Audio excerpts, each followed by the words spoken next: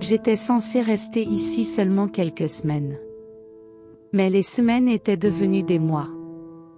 Laura, ma sœur, m'avait accueillie avec amour après ma rupture. Leur maison était pleine de rires, d'odeurs de café, de dessins d'enfants collés sur les murs. Et Marc? Marc était attentionné, poli, toujours souriant. C'était la famille dont j'avais besoin. La stabilité que je n'avais jamais vraiment eue. Je participais aux repas, aux devoirs du soir, aux courses le samedi. Je me sentais utile. Intégrée. Laura m'avait dit que ma présence la soulageait. Et moi, je le croyais aussi. Parfois, j'oubliais que ce n'était pas chez moi. Parfois, je me réveillais avant tout le monde et j'aimais entendre cette maison respirer. Comme si elle m'appartenait un peu. Mais il y avait des détails que je ne disais pas. Les regards que Marc posait sur moi parfois, quand Laura ne voyait pas. Rien d'ouvertement déplacé. Juste, des secondes en trop. Des silences un peu lourds. Et moi, au lieu de les fuir, je les laissais flotter. J'aimais peut-être cette tension discrète. Sans l'avouer. Sans la chercher. Je me disais que c'était dans ma tête. Que j'étais sensible, confuse, vulnérable. Que jamais il ne franchirait une limite. Et que moi non plus. Mais en réalité, quelque chose dormait entre nous. Quelque chose de fragile, d'interdit, et que je refusais encore de regarder en face. C'était un samedi comme les autres. Laura partait chez ses parents avec les enfants. Elle m'a demandé si je voulais venir, mais j'ai décliné. Un peu de solitude me ferait du bien. Juste moi, un bain chaud, un livre. La pluie tombait dehors, douce, rythmée. Et dans cette maison silencieuse, je me suis sentie, presque chez moi. Je portais son peignoir. Celui qu'elle m'avait prêté un jour et que j'avais gardé. Il avait son parfum. Je me suis fait un thé, et regardé par la fenêtre, et j'ai entendu la porte d'entrée claquer. C'était Marc. Il n'était pas censé rentrer avant le soir, mais la pluie avait ruiné ses plans. Trempé, il est entré en jurant doucement, les bras chargés. Il m'a vu, mais dans la pénombre, il n'a pas réfléchi. Il s'est approché de moi sans hésitation. « Chérie, je suis gelé », a-t-il murmuré. Et soudain, ses bras étaient autour de ma taille. Son visage dans mon cou. J'ai voulu parler, le repousser, dire quelque chose, mais rien n'est sorti.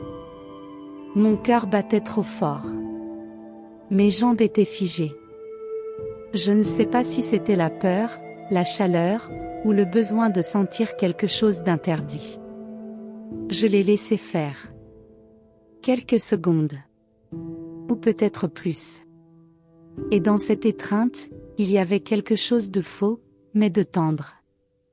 Quand il a levé les yeux et que la lumière l'a frappé, tout a changé. Son regard s'est élargi. Il a reculé d'un coup. Et moi, je n'ai rien dit. C'était déjà trop tard. Je l'ai regardé, sans bouger. Lui aussi. Le choc était visible sur son visage. Il voulait dire quelque chose, mais aucun mot ne sortait. Moi non plus, je n'ai rien dit. On est resté là, dans ce salon trop silencieux, entouré de cette chaleur qui avait cessé d'être confortable. Il avait cru que j'étais Laura, mais j'étais moi. Et il m'avait tenue comme on tient une femme qu'on aime. Puis, sans comprendre comment, il est revenu vers moi. Plus lentement cette fois. Pas par erreur. Par quelque chose de plus trouble. Il m'a frôlé du bout des doigts. Et moi, je n'ai pas reculé. Pas vraiment. J'aurais pu. J'aurais dû. Mais à ce moment précis, je n'étais ni sœur, ni témoin. J'étais une femme qui tremblait. Son souffle s'est rapproché. Ses lèvres aussi. Et puis il m'a embrassée. Lentement. Comme si tout en lui savait que c'était interdit, mais que tout en moi disait oui. Ce n'était plus un quiproquo.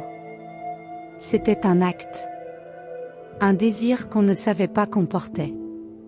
Ou peut-être que si. Peut-être que tout ce temps, on l'avait caché sous les convenances.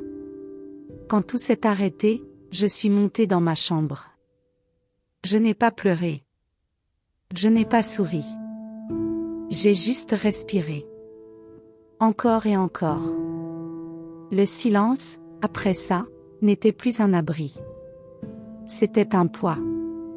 Et dans ce poids, un secret venait de naître. Un secret qui allait nous lier, nous hanter, et peut-être, nous détruire. Le lendemain matin, tout semblait redevenu normal. Laura était rentrée avec les enfants, joyeuse, bruyante, pleine de vie. Marc faisait semblant de tout écouter, moi aussi. Nos regards ne se croisaient pas. Pas vraiment. Et pourtant, chaque mouvement, chaque silence, portait une mémoire brûlante de la veille. Un secret scellé à même la peau. Il n'y a pas eu de conversation. Pas d'excuses. Juste ce pacte invisible, ne rien dire, jamais. Pour elle. Pour les enfants. Pour cette maison. Je me suis persuadée que c'était un accident. Une erreur. Un moment d'égarement qui ne voulait rien dire. Mais au fond, je savais que c'était faux. Parce qu'au fond, j'y repensais, encore et encore. Marc était différent. Plus distant. Plus nerveux. Il évitait les pièces où j'étais seule. Et moi, je devenais experte à faire semblant. À sourire, à aider, à rire aux blagues des enfants, tout en sentant mon cœur se crisper chaque fois qu'il entrait dans la pièce. L'équilibre était revenu, oui, mais au prix d'un mensonge. Un jour, en pliant le linge, nos mains se sont frôlées. Juste un instant. Et dans ce simple contact, j'ai compris que rien n'était effacé. Que tout ce qu'on faisait depuis, c'était survivre. Marcher sur une faille en silence. Et plus le silence durait, plus la tension devenait insupportable. Les semaines ont passé. Un mois déjà. Et pourtant, chaque jour ressemble au lendemain du chaos. Laura ne sait rien. Elle continue de m'aimer comme une sœur. De me confier ses doutes, ses rires, ses projets avec Marc. Et moi, je souris. Je l'écoute. Mais en moi, tout hurle. Chaque parole d'amour entre eux est une écharde plantée dans mon cœur. Parce que je sais ce que lui, il cache. Et ce que moi, j'ai laissé faire.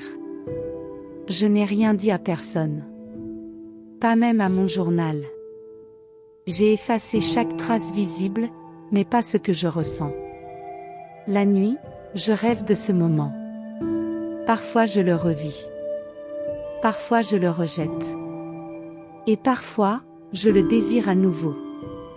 C'est là que la honte devient plus forte que la douleur. Car ce que j'ai fait, ce que j'ai permis, je ne l'ai pas totalement regretté. Mark any me regard presque plus. Il fait tout pour emeviter. Mais si, tout, deviant lui me mon aveu. Nos silences sont plus parlants que nos paroles. Chaque geste maladroit, chaque absence, chaque regard fuyant est un rappel constant. On ne peut pas effacer si qu'on a gout, même une fois. Et si gout, si souvenir est devenu un poison lent.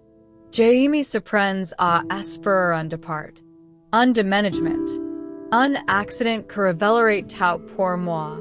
Car je n'ai plus la force de porter si seul. Mais en même temps, je veux préserver cette maison. Si es enfant, Laura. Et je mi heiste penser que, je per encore aimer si que tout sali.